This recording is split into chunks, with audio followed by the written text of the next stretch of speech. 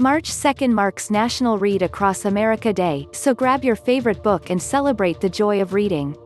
The National Education Association (NEA) established National Read Across America Day in 1998, National Today explained. The day coincides with the birthday of children's book author Dr. Seuss. The simple, yet important, purpose of the event is to celebrate reading and to get children interested in it.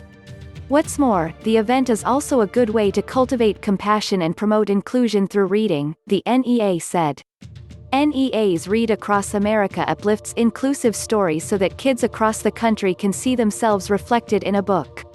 Join us in making reading fun for every reader, founder of #1000 Black Girl Books, Marley Dias, said, NEA noted. People can celebrate the day by revisiting their favorite book, starting a new one they haven't read yet, hosting a reading party or starting a family book club. No matter how you choose to celebrate, even if it's by dressing up as their favorite book character, National Read Across America Day is the perfect time to show your love for reading and perhaps influence others to start their own reading habit too.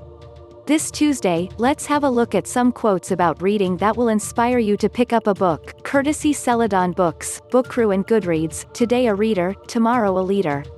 Margaret Fuller, when I look back, I am so impressed again with the life-giving power of literature. If I were a young person today, trying to gain a sense of myself in the world, I would do that again by reading, just as I did when I was young. Maya Angelou, the reading of all good books is like conversation with the finest people of the past centuries.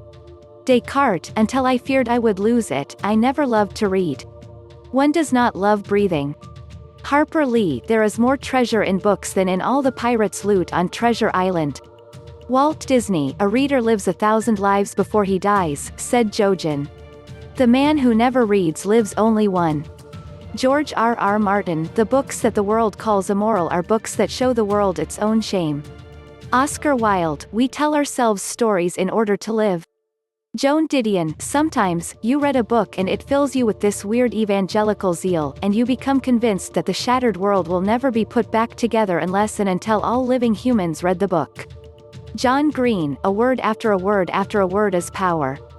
Margaret Atwood, what really knocks me out is a book that, when you're all done reading it, you wish the author that wrote it was a terrific friend of yours and you could call him up on the phone whenever you felt like it.